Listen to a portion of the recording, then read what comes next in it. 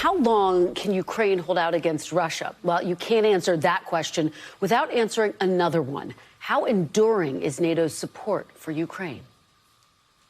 Joining me now is the Prime Minister of Lithuania, a NATO member, Ingrida Simonyte. Thank you so much for being here, Madam Prime Minister. Appreciate it. I want to first get your reaction to the latest news that we're getting from Ukraine and from Russia, which is drones apparently striking targets deep inside Russia. What is your reaction to that, and how concerned are you that that could lead to an escalation? Well, I think that it's something that is very hard to comment, because what happens in Russia not necessarily is something it appears to be. Because this is a territory or a country where it's quite complicated to find out the truth. So I have my deep doubts in the possibility of real investigation of what is going on, whether that's a false flag operation, whether that's something, partisan, whether that's something different. So these sorts of incidents happen across the territory of Russia, I think, throughout all the period of this invasion, usually in territories that are closer to the border, but not necessarily. But I find it hard to comment. So just to be clear about what you're saying, Russia is saying that Ukraine is responsible for these attacks. You're saying you're not ready to say that yet. I will not be commenting or claiming something before Ukraine says something about that, because I think this is the right way to do, given that we have very limited possibility to investigate whatever incidents are happening on the territory of Russia. Regardless of who is behind it, to your point that this could be a false flag operation, how concerned are you that this could lead to some type of escalation, potentially an escalation that would lead to Lithuania in some ways seeing the product of that? Well, we've seen along the way of this invasion, Russia in numerous times, by numerous ways, propaganda channels, some politicians, some ex-politicians, threatening countries, including NATO countries, capitals, with strikes, missile strikes, their fantastic weapon that they claim they possess and everything. And if you ask me a question whether Russia needs a pretext for doing something, we all very well know that this is not the case. Because basically there were no pretexts for many things that Russia was doing throughout the period. So can something happen? Well, the war is happening for a 10th month in a row now. This invasion, the war is happening from 2014.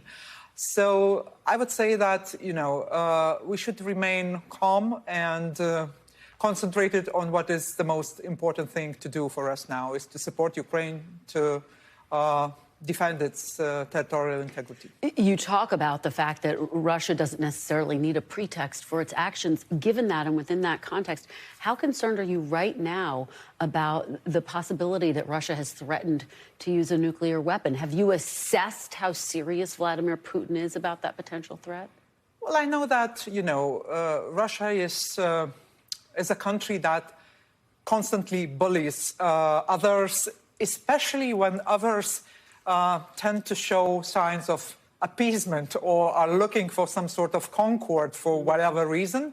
They take it as a sign of weakness, and they bully even more. So I think what was done in the previous episode, when Russia was actually talking a lot too much about a nuclear weapon, the statements that were made by the most important players were that this will not be without answer, and the answer will be strict and adequate. So the details most probably have also been passed to Russia via some channels that still exist, and I think that was taken very seriously. You're going to be meeting with Vice President Harris tomorrow. What is your message going to be to the Vice President?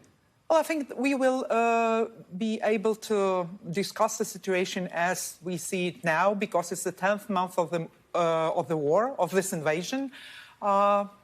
That would be more correct saying, because for us, this war started not on the 24th of February. We think it's going on for the 9th year in a row. Will you have a specific ask of the Vice President? I think the most important for us, for all of us, is to remain united around the idea that we need to support Ukraine. And it is the most important, regardless that, it's a continuous effort. There are side problems that happen because, well, people sometimes lose the focus on what is going on in Ukraine because it's a long story. There are impacts on economy, on energy, on everything, on food supply. But I think what is very important for us to understand that this is because of war. And so we do not have any solution but to end this war. I want to ask you, Madam Prime Minister, your name has been floated as a possibility for the next NATO Secretary General. Is that something that you would be interested in pursuing once Secretary General Stoltenberg steps down in September? Well, I have no comments on that. I can just say that, in a situation where some high-ranking official finishes his term, then you usually have all sorts of the names that are floating around. And I don't think I'm in the position to comment on that much more. You don't rule it out, though?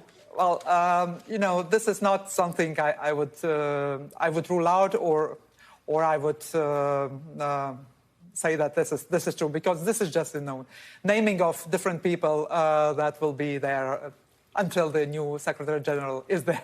All right. Well, thank you so much. It is really appreciate your being here in person. Thank you. Thank you. Prime Minister Ingrida Simonyte, really appreciate your being here and answering our questions.